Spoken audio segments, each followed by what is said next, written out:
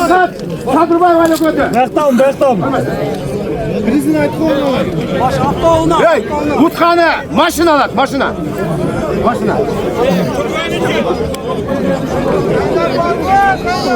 Şaban davay.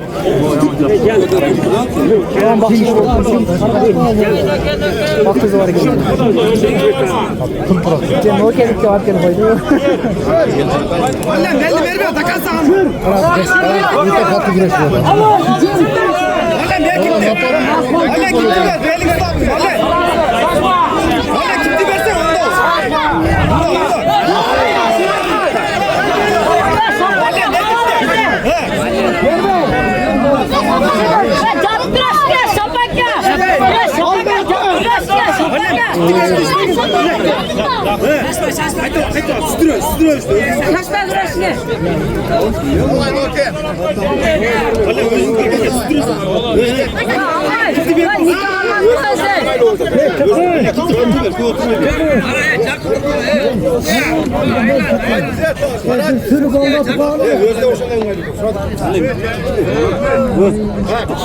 Halen davay.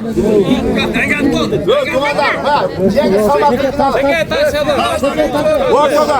Atma gerek yok.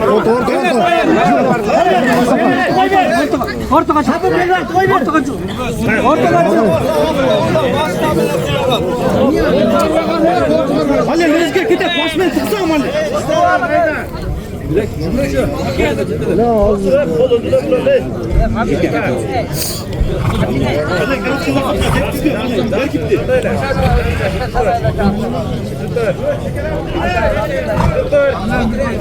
İşte oturma şapaka, işte otur, cat güreşine şapaka.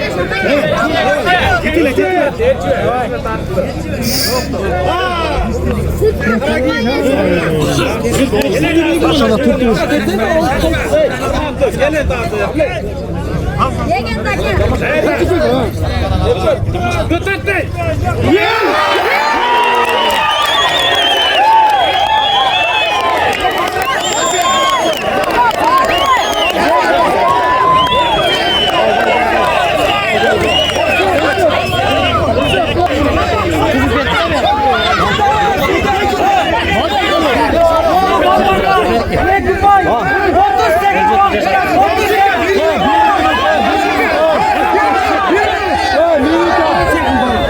Arlı işte.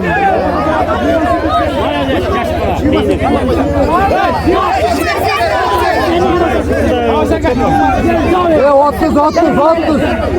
Bir minut. Tırışsın.